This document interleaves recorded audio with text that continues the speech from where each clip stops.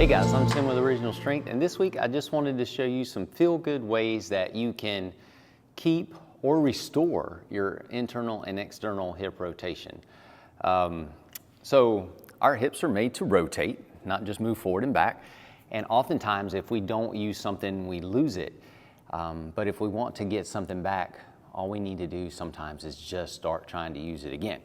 Internal and external hip rotation. One thing I like to do is just sit on the floor with my hands behind me and just rotate my legs in. Left leg went out, right leg went in, and then switch directions. So it's kind of like a seated windshield wiper.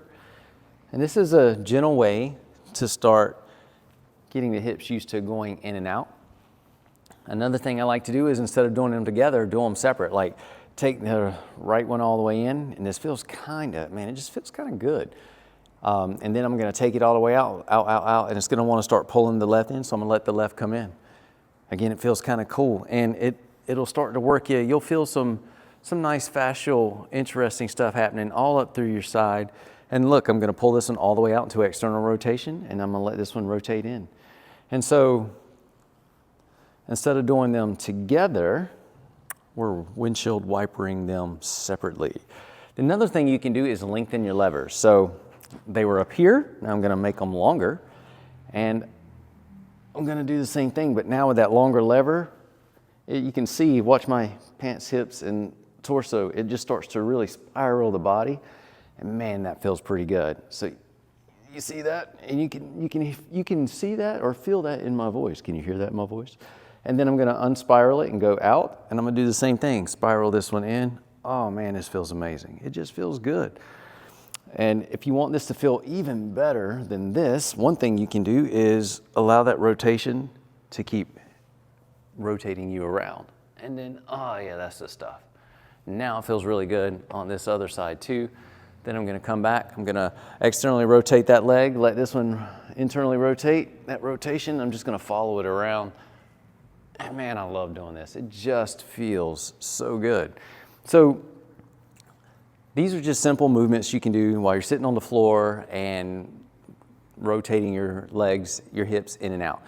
You can also do it standing or squatting. So you may want to hold on to something here, but if you were holding on to something sturdy like a door jamb or a table leg or something, you could internally rotate, pull that out into external rotation, internally rotate, pull that out into external rotation. You don't have to hold a door jamb. You can put your hands on the floor if you can squat this deep. And so you can internally and externally rotate. And so if you allow yourself to pivot on the balls of your foot, you can really rotate that around, bring it back out. And this can feel pretty good as well. And now these are short levers, but we can lengthen the levers again, and we can do the same thing. We can internally rotate. And see this one, if you keep it straight, well, this one's getting internal rotation too, because we're just kind of closing in on ourselves. And then we can externally rotate, and that opens us back up. And we can only get so far though, and then we can take this one and go in. And so you can externally rotate and keep the legs going out, or you can try to just fix one going straight and just internally rotate one and focus on it while this one stays straight. And you can see it still wants to spiral my body to the around. And you can do the other, and you can see it wants to spiral. So this one's trying to stay straight, so they both kind of get internal rotation. But if I open this up, now they're both externally rotated. And I can keep it fixed though, and just work the one side if I want to, or I can work both. And you can see it starts to, if you let the body follow,